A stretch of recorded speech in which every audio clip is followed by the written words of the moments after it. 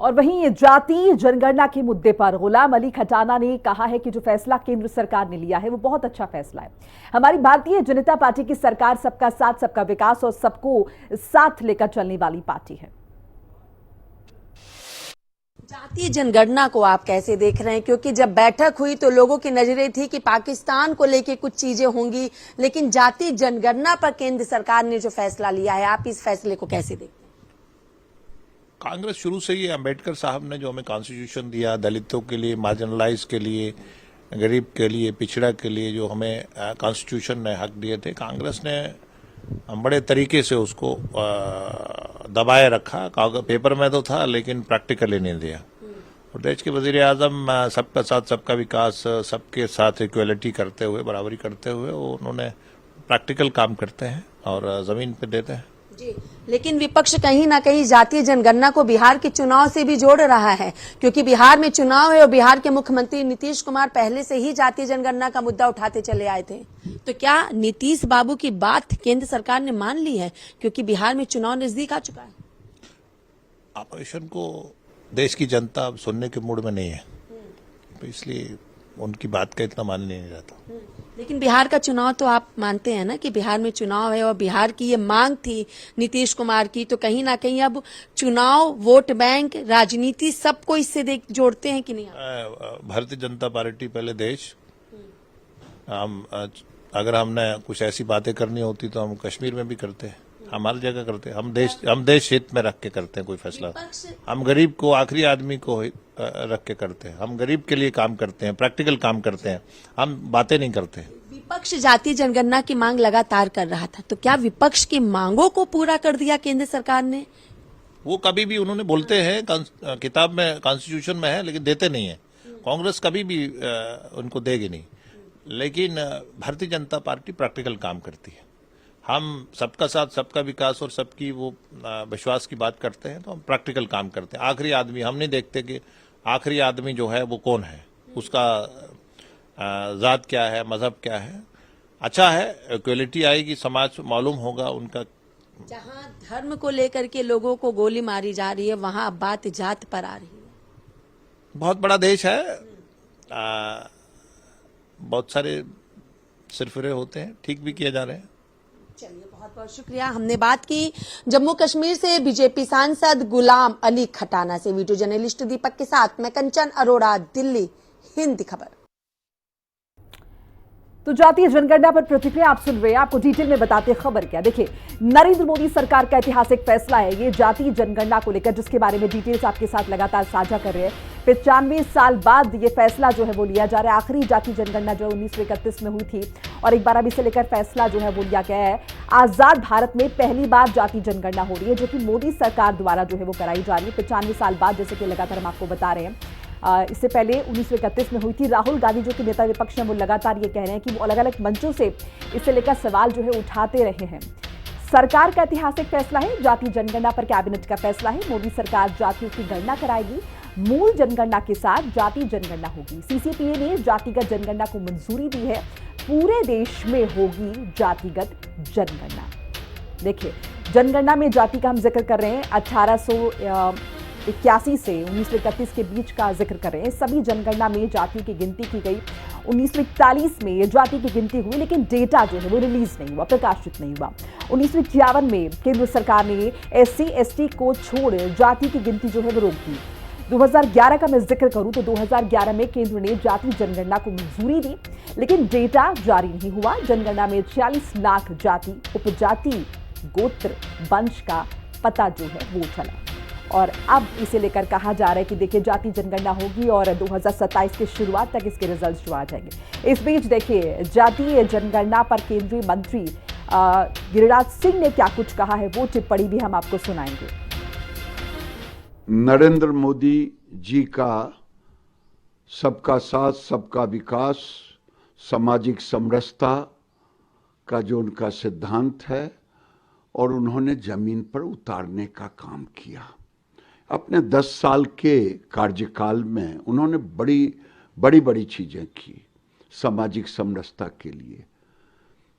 ये कांग्रेस पार्टी के पाप को भी धोने का काम किया है। नेहरू से लेकर के मनमोहन सिंह तक नरेंद्र मोदी ने जब निर्णय लेकर के नीतीश कुमार के निर्णय को भी सही किया।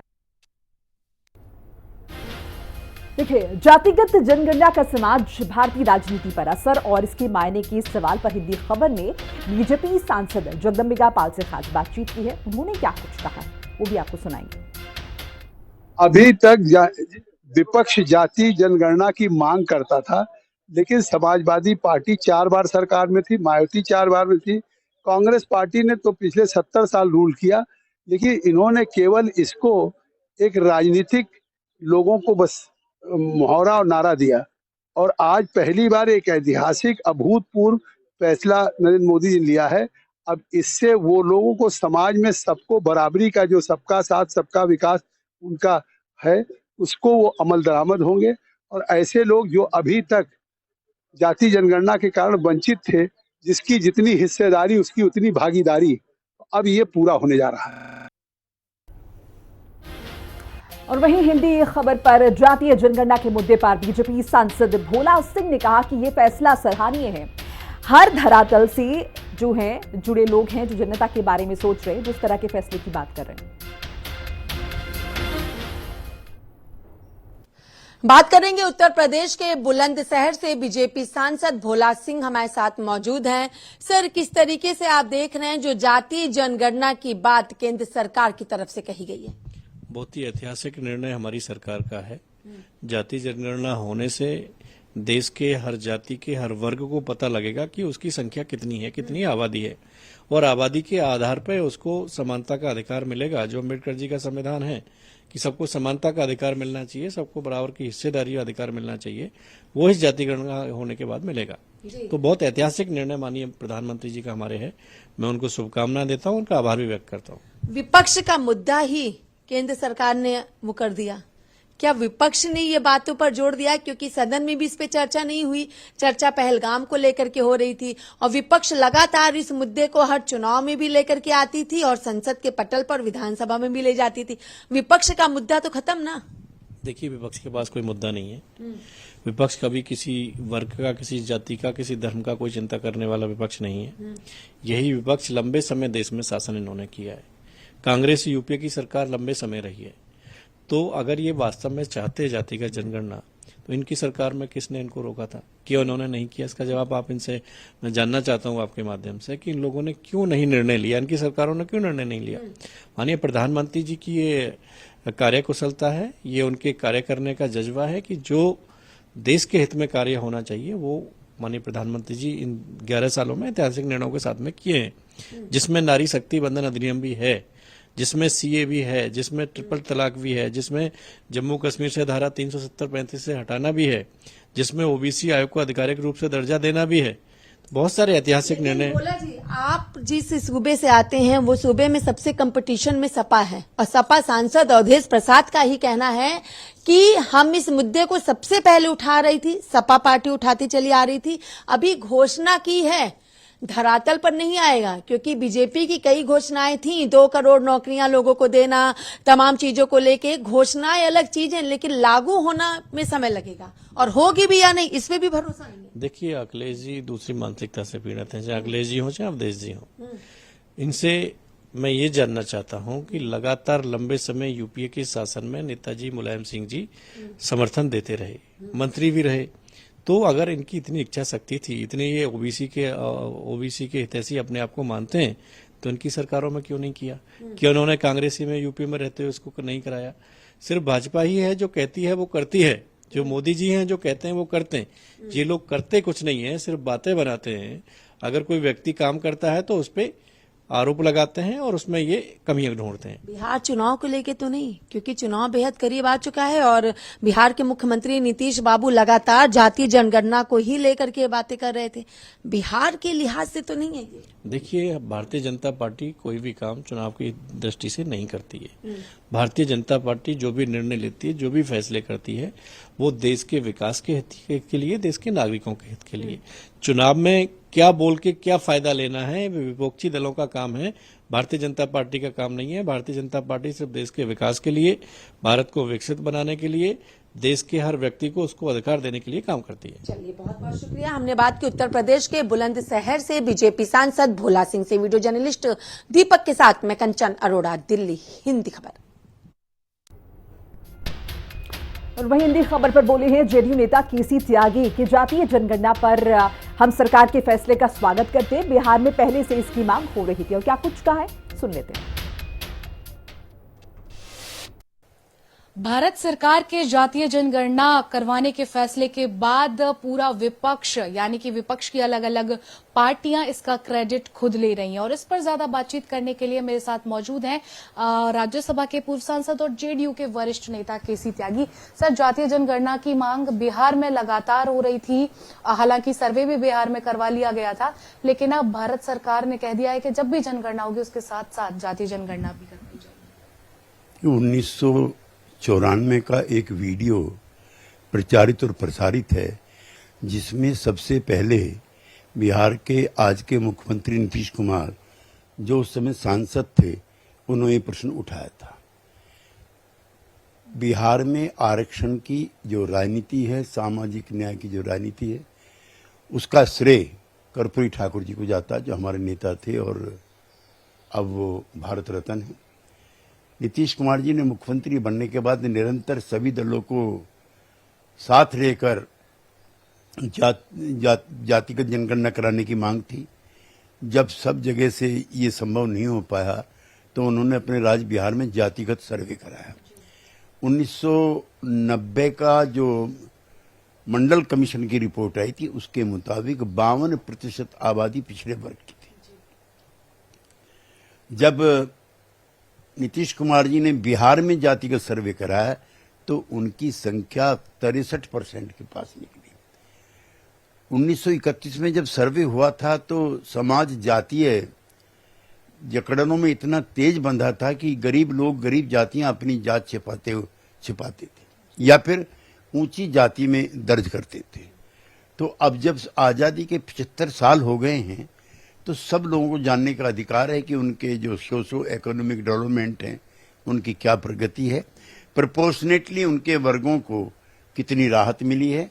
तो इसी को ध्यान में रखते हुए बिहार का जातिगत सर्वे हुआ और अब हमारी एनडीए की सरकार मोदी जी के नेतृत्व में इसको कार्य को संपन्न कराएगी। इसके लिए मोदी जी को और उनकी सरकार को कोटि कोटि धन्यवाद। तेजस्वी यादव कल पटाखे चला रहे थे, जश्न मना रहे थे और क्रेडिट कह रहे थे कि हमने ही मांग की थी इसको करवाने की। सब खुशियां मनाएं, कांग्रेसी भी मनाएं, कम्युनिस्ट भी, लेकिन इसका श्रेय बिहार राज्य में नीतीश कुमार को और राष्ट्रीय स्तर पर नरेंद्र मोदी जी को जाता है। आखिरी सवाल, बिहार विधानसभा चुनाव को लेकर के जेडीयू की कैसी तैयारी और क्या खास तैयारी? तो हमारी तैयारी तो 12 महीने और 24/7 चलती रहती है। नीतीश कुमार जी काम करते रहते हैं, पार्टी जनता के बीच में सक्रिय रहती है और हमारी तैयारी ये है कि इस बार हम 2025 में 225 सीट जीतेंगे। कितना बड़ा आप बात कह के जा रहे हैं। हाँ बिल्कुल। बातचीत करने के लिए बहुत शुक्रिया। कैमरामैन अजीत के साथ समीक्षा चौधरी, हिंदी खबर, दिल्ली। और वहीं हिंदी खबर पर बोले हैं समाजवादी पार्टी के सांसद अवधेश प्रसाद। सपा पहले से ही जातीय जनगणना की मांग कर रही थी। 24 के चुनाव से पहले भी मांग की गई थी। बीजेपी की घोषणा पर भरोसा नहीं कर सकते हैं, ये भी उनकी तरफ से कहा गया और क्या कुछ कहा उन्होंने, डिटेल में सुन लेते हैं। बात करेंगे उत्तर प्रदेश के अयोध्या से। सपा सांसद अवधेश प्रसाद हमारे साथ मौजूद हैं। सर, जातीय जनगणना क्या कहेंगे आप इस पे? जातीय जनगणना तो हमारी पार्टी का प्राथमिकता के आधार पर मुद्दा था और है। आपको याद दिलाना चाहते हैं 24 का जो चुनाव हुआ था, जिस चुनाव में वहां के देवतुल्य जनता ने, देवतुल्य मतदाताओं ने अयोध्या के, फैजाबाद के हमको सांसद बनाया। तो 24 के चुनाव घोषणा पत्र में स्पष्ट लिखा था कि हमारी सरकार बनेगी तो हम जातीय जनगणना कराएंगे। इसी तरह 22 का चुनाव विधानसभा को हुआ था उत्तर प्रदेश में। यहाँ से हम मिल्कीपुर से विधायक भी हुए थे। उसमें भी चुनाव घोषणा पत्र में लिखा था जातीय जनगणना कराने का, और ये चुनावी घोषणा पत्र हमारे लिए उसी तरह से पूज्य होता है, उसी प्रकार से जैसे किसी के लिए एक धार्मिक ग्रंथ होता है, उसका सम्मान, उसके अनुसार अनुकरण लोग करते हैं। तो उसी तरह से चुनावी घोषणा पत्र हमारे लिए बड़ा पवित्र दस्तावेज है। सरकार आने पर उसका अनुपालन करते हैं। आप लोगों का ये मुद्दा था, अब विपक्ष के मुद्दे पर ही केंद्र सरकार ने मोहर लगा दी है, तो अब आपका मुद्दा क्या बनेगा? न संसद में इस मुद्दे को लेके कोई चर्चा हुई। चर्चा पहलगाम को लेके हो रही थी, आतंकी हमले को, और निकल आया जातीय जनगणना। वो सरकार का आउटलुक है।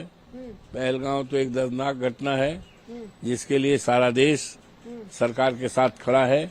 हमारी पार्टी, समाजवादी पार्टी, हमारे नेता माननीय अखिलेश जी, और यहाँ तक मांग किया है कि सरकार के हर निर्णय के साथ समाजवादी पार्टी खड़ी है, और मांग करते हुए कि जो लोग मरे हैं उनके आश्रितों को कम से कम 10-10 करोड़ रुपए का सहायता, एक सरकारी नौकरी दी जाए। बिहार के चुनाव को लेके तो नहीं जातीय जनगणना?